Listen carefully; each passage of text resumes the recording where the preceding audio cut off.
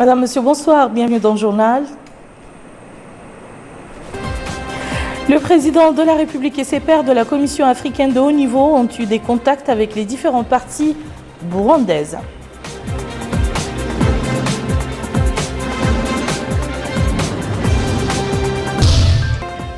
Nouakchott a abrité ce soir la première session extraordinaire du Conseil des ministres du G5 Sahel.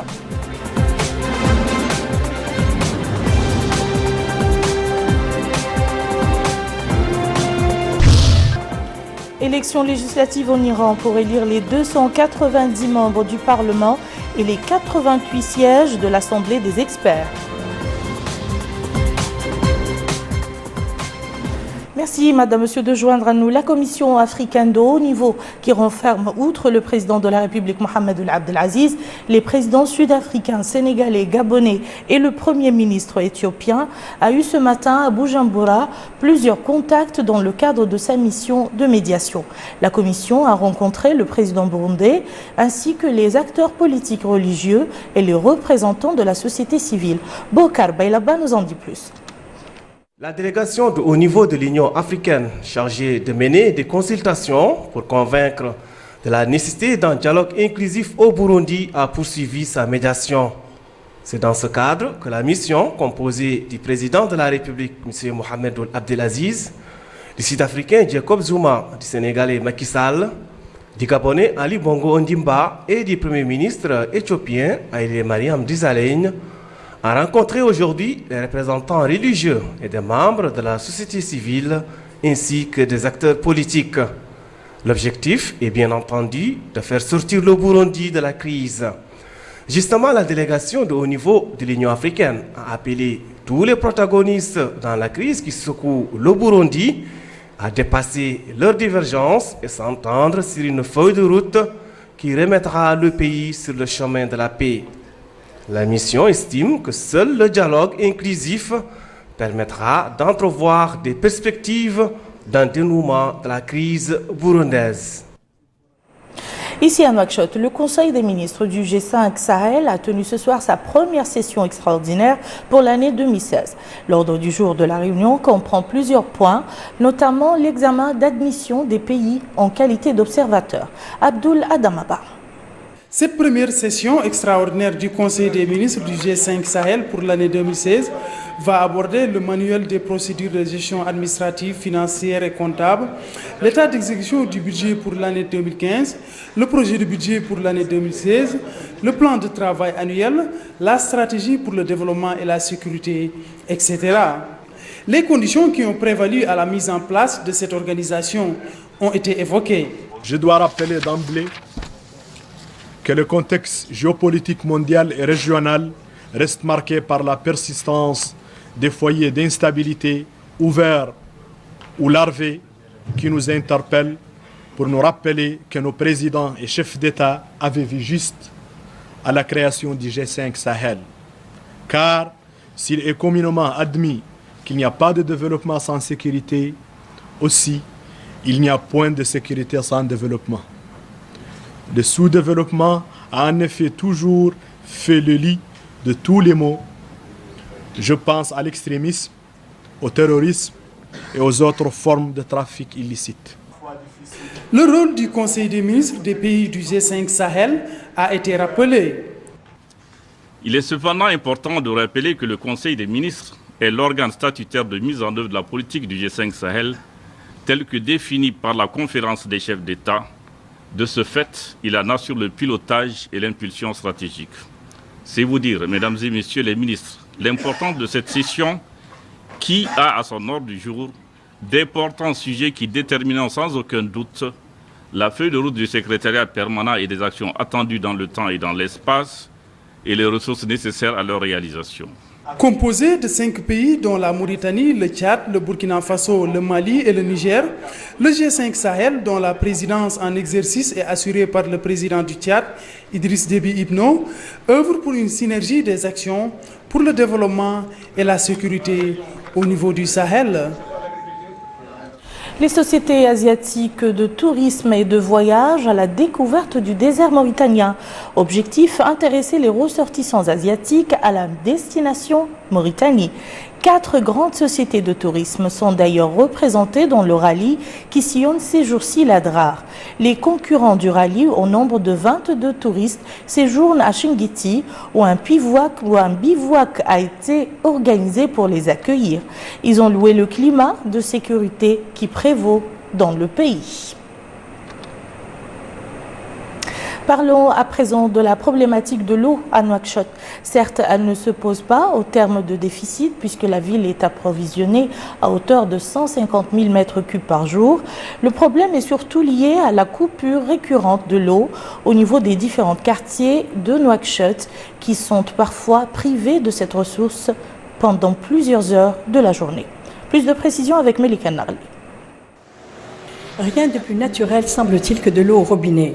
Pourtant, dès qu'il y a rupture en approvisionnement d'eau, nombreuses sont les questions et plaintes. À Nouakchott, selon les quartiers, l'approvisionnement en eau diffère. Le remplacement des anciennes canalisations par de nouvelles cause quelques désagréments passagers. Cet homme souligne que l'eau n'est pas disponibilisée de manière régulière, mais un jour sur 2, et tous les après-midi, il y a coupure jusqu'à minuit. Cette femme déclare quant à elle que l'eau est rarement coupée si ce n'est quelques heures. Celui-ci dit habiter à Mgezira 3. Le prix de la barrique d'eau atteint jusqu'à 500 et 600 ouguiya. Parfois, nous restons 3 à 4 jours sans eau. Cette automobiliste déclare habiter les alentours de Sherazade où, dit-elle, nous sommes toujours en attente d'avoir de l'eau. Ce jeune dit qu'à Mgezira 3, l'eau est coupée quotidiennement. On ne sait pas si c'est dû à la société qui n'a toujours pas terminé les travaux en cours, et ce, depuis près de 2 mois. 150 000 mètres cubes d'eau par jour, telle est la production depuis 2010. Le projet de réseau d'adduction d'eau atteint un taux de réalisation de 80%.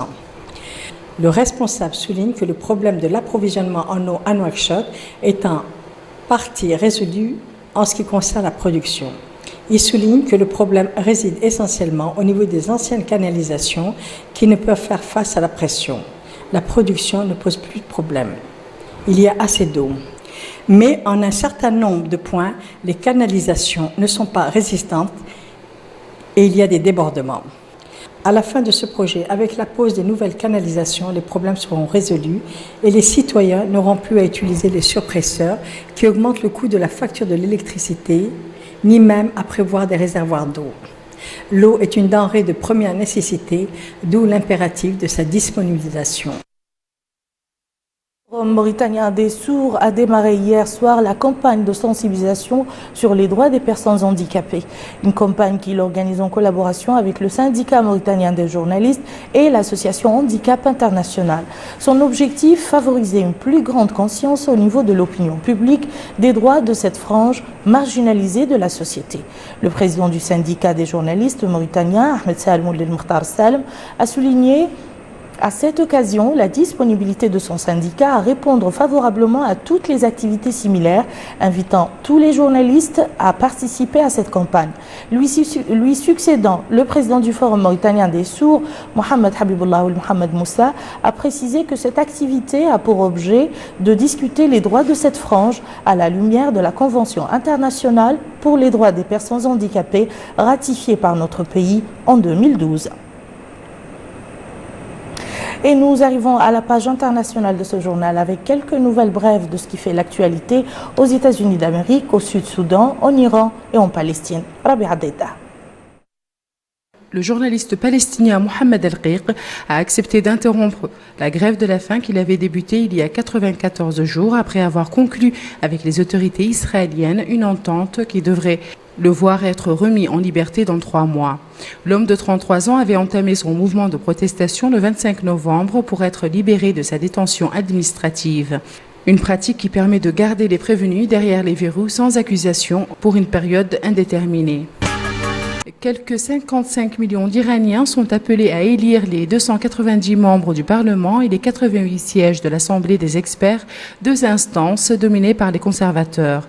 Le vote a été prolongé ce vendredi. Le guide suprême Ali El-Khoumeini, qui a été l'un des premiers à voter dans la capitale, a invité tous les électeurs iraniens à remplir leurs devoirs civiques.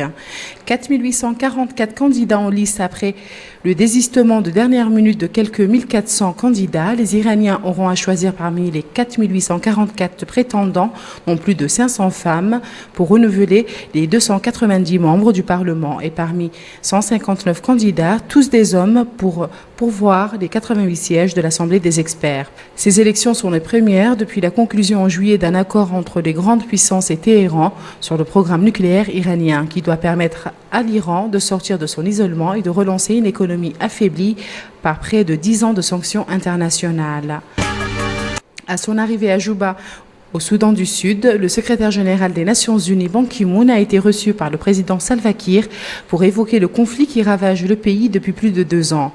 Il a appelé les acteurs de la crise sud-soudanaise à faire preuve de responsabilité. L'attaque de la semaine dernière sur un camp onusien de déplacés devait aussi figurer au menu des discussions. Cette attaque, qui n'était pas la première du genre, est emblématique.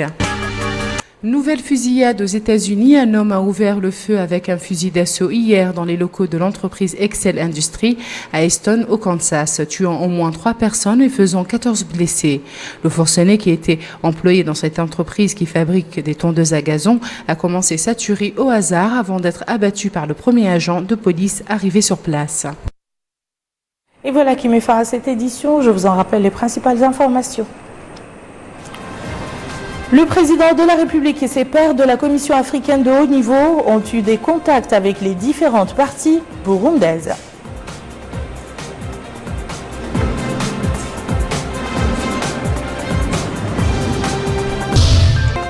Nouakchott a abrité ce soir la première session extraordinaire du Conseil des ministres du G5 Sahel.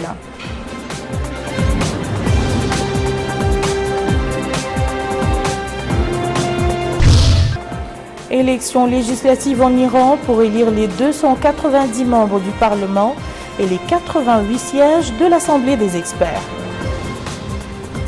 Merci, Madame, Monsieur, de nous avoir suivis. Passez un excellent week-end et à très bientôt, Inch'Allah.